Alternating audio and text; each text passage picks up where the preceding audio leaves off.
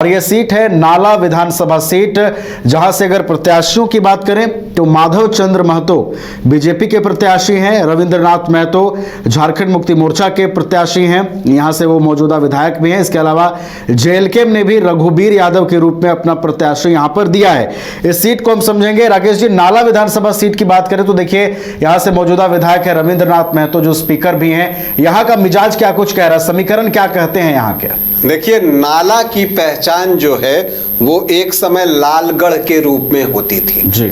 मतलब यहां से कम्युनिस्ट पार्टी ने कई चुनाव जीते। इनफैक्ट 9 बार यहां से कांग्रेस के माफ कीजिएगा सीपीआई के प्रत्याशी जो है वो जीतने में सफल रहे।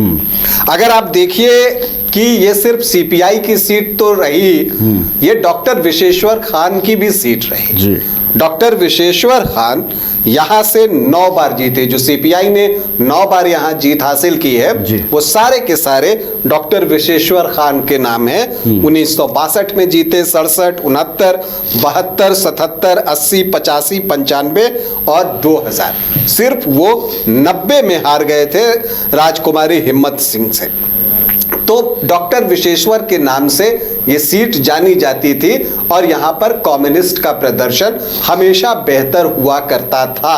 और लेकिन विशेश्वर खान के निधन के बाद धीरे धीरे इस सीट पर जो है वो जेएमएम का जो है वो कब्जा आपको दिखने लगा।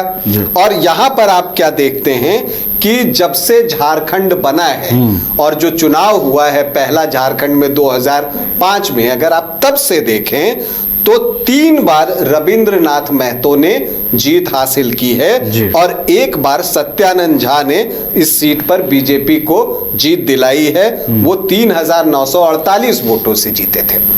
लेकिन अगर आप इस सीट पर हार जीत का मार्जिन देखें तो वो आपको बहुत नहीं दिखेगा। पिछली बार 2019 में रविंद्रनाथ महतो 3520 वोट से जीतने में सफल रहे थे। 2014 में उनके जीत की मार्जिन जो थी वो 7000 वोटों की थी। इसके अलावा 2005 में वो 1122 वोट से जीते थे। मतलब यहां पर एक क्लोज फाइट होती है। लेकिन ये क्लोज फाइट क्यों होती है ये भी हम जान लेते हैं। तो जैसा मैंने कहा कि ये जो आपको नाला विधानसभा है ये लालगढ़ के रूप में जाना जाता है, तो ये बात तो सच है कि डॉक्टर विशेश्वर खान के बाद सीपीआई इस सीट को कभी जीत नहीं पाया है। लेकिन जो उसके प्रत्याशी होते हैं वो 10 से 12% वोट लेकर आ ही जाते हैं। तो ये वोट उनको मिलता है। और जो वहां से प्रत्याशी होते हैं कन्हई चंद्रा मल पहाड़िया, वो इस बार भी चुनाव लड़ रहे हैं। अगर आप देखें कि बीजेपी यहां क्यों हार जाती है, तो अगर हम पिछले 2 चुनाव की बात करें तो पिछली बार आजसू ने अपना कैंडिडेट दे दिया था और आजसू ने 9.5% वोट हासिल कर लिए। अगर आप बीजेपी और आजसू के वोट को जोड़ दें तो वो रविंद्रनाथ महतो ने जितने वोट लाए थे उससे ज्यादा हो जाते हैं।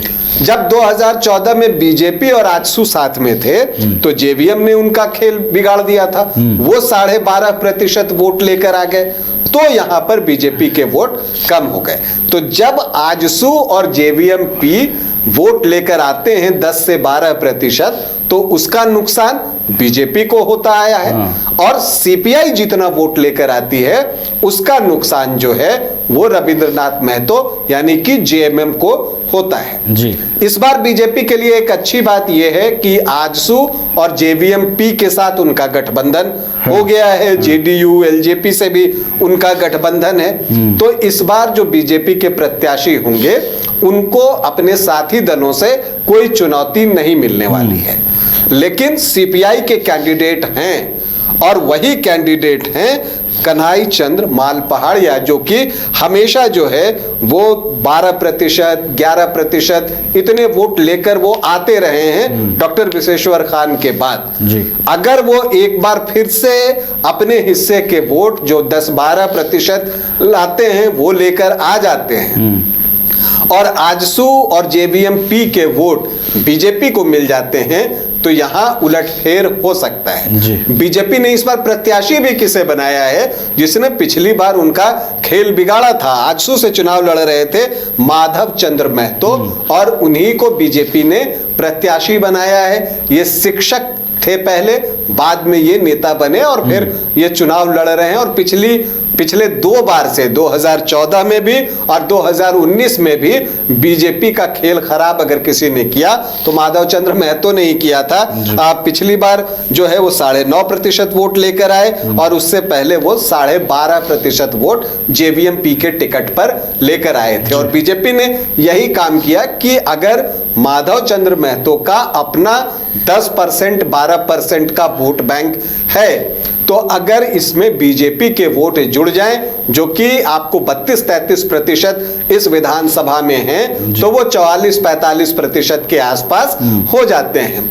और अगर सीपीआई 10% वोट लेकर आ जाती है तो फिर बीजेपी के लिए जीत आसान हो जाएगी।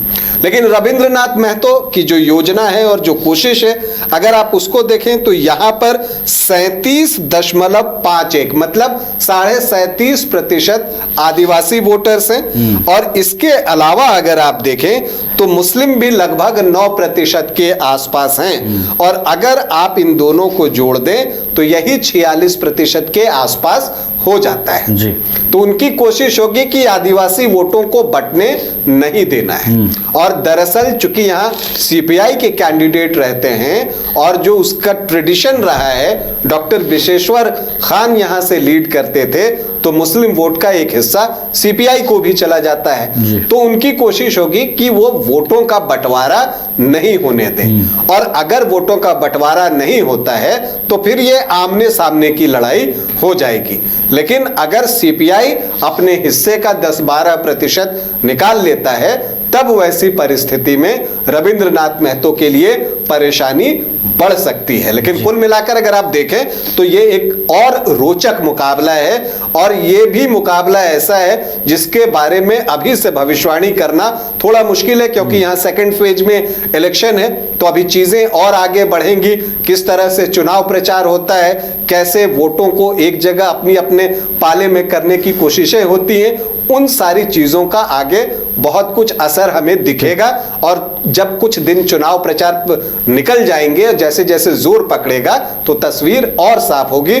फिलहाल तो आप ये कह सकते हैं कि नाला में भी जो अभी विधानसभा अध्यक्ष हैं रविंद्रनाथ महतो और जो बीजेपी के कैंडिडेट हैं माधव चंद्र महतो, इनके बीच तगड़ा मुकाबला है। और इन दोनों में विजेता कौन होगा ये सीपीआई के कैंडिडेट के प्रदर्शन पर निर्भर कर सकता है। चलिए, तो नाला विधानसभा का भी जो यहाँ का मुकाबला अगर हम देखें तो काफी रोचक है। उलटफेर की भी संभावना इस सीट पर व्यक्त की जा रही है। तो हमने इस कार्यक्रम में 4 सीटों पर चर्चा की। राजधानी रांची की विधानसभा सीट पर हमने चर्चा की, सरायकेला की विधानसभा सीट पर हमने चर्चा की। इसके अलावा कोलेबीरा और नाला विधानसभा सीट पर क्या कुछ समीकरण बन रहे हैं, क्या यहाँ के वोटर्स और यहाँ के समीकरण क्या कुछ कहते हैं, इन तमाम चीजों पर हमने चर्चा की है। बहुत बहुत धन्यवाद राकेश जी आपका हमारे साथ इस कार्यक्रम में जुड़ने के लिए, तमाम जानकारियां देने के लिए। मैं एसके मंडल अध्यक्ष S K Mandal group of institutions Patna आप समस्त देशवासियों को